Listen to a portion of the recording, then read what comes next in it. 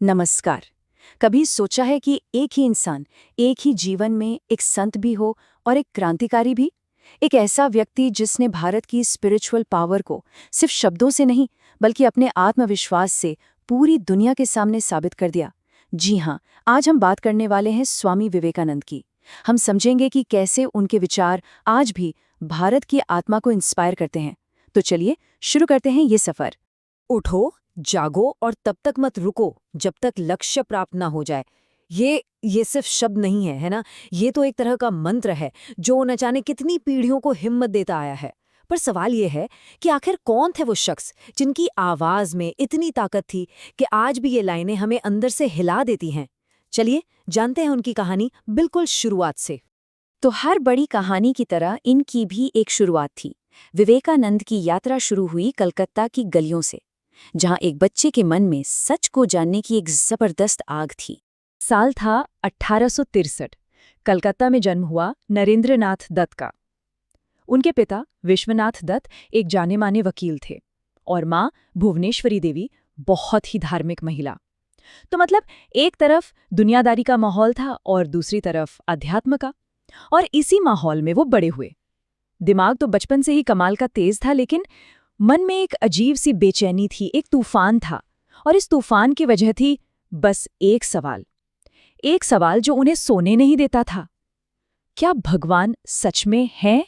और फिर उनकी जिंदगी में वो टर्निंग पॉइंट आया जिसने सच में सब कुछ बदल कर रख दिया।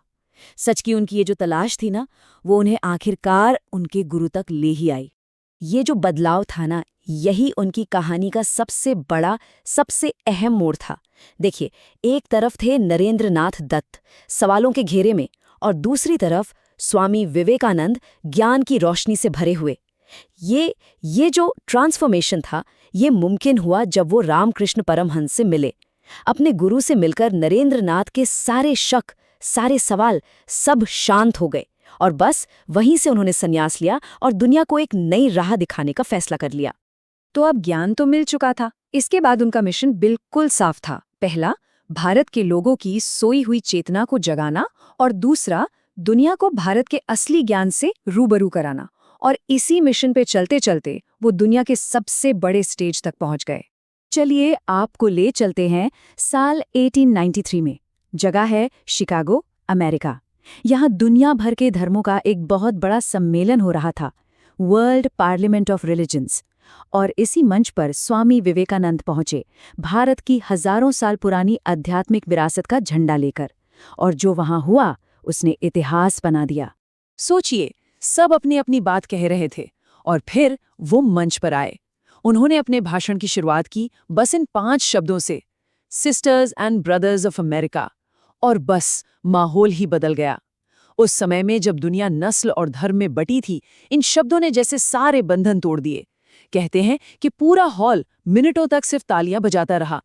इन शब्दों ने सिर्फ लोगों का दिल नहीं जीता, बल्कि पूरी दुनिया को भारत के वेदांत फिलॉसफी की तरफ खींच लिया। वही फिलॉसफी जो कहती है वसुधैव कुटुंबकम, मतलब पूरी दुनिया एक परिवार है। तो पश्चिम में भारत का परचम लहराने के बाद स्वामी विवेकानंद वापस आए, और अब उन्होंने अपनी पूरी जिंदगी भारत के लोगों के लिए, देश को ऊपर उठाने के लिए लगा दी। और उन्होंने पीछे एक ऐसी विरासत छोड़ी जो आज तक हमारा रास्ता रोशन करती है। देखिए, उनका काम सिर्फ भाषण देना नहीं था, वो एक्शन में विश्वास रखते थे। उन्होंने रामकृष्ण मिशन की स्थापना की, और उसका प्रिंसिपल क्या था? मानव सेवा ही ईश्वर सेवा है। मतलब लोगों की सेवा करो, वही भगवान की सच्ची पूजा है। ये उस समय के लिए एक रेवोल्यूशनरी आइडिया था, जिसने स्पिरिचुअलिटी को सोशल सर्विस से जोड़ दिया। उन्होंने हमेशा युवाओं पर, यूथ पर सबसे ज्यादा जोर दिया।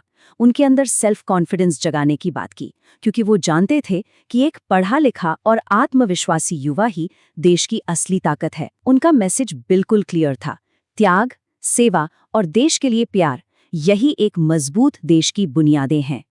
लेकिन एक बात जानकर हैरानी होती है कि इतना कुछ करने वाले, पूरी दुनिया पर इतनी गहरी छाप छोड़ने वाले इस महापुरुष को जिंदगी बहुत लंबी नहीं मिली। सिर्फ 39 साल की उम्र में वो ये दुनिया छोड़ गए। सोचिए, इतने कम समय में उन्होंने वो काम कर दिया जिसका असर सदियों तक रहेगा। और यहीं पर आके हम एक आखिरी सवाल पर रुकते हैं। स्वामी विवेकानंद ने कहा था कि सबसे बड़ी ताकत है आत्मविश्वास, सेल्फ कॉन्फिडेंस। तो आज की इस भाग-दौड़ भरी दुनिया में जहां हम सब अपनी अपनी लड़ाइयां लड़ रहे हैं, उनके इस संदेश का हमारे लिए क्या मतलब है? ये एक ऐसा सवाल है जिसका जवाब शायद हम सबको अपने अंदर ही ढूंढना होगा।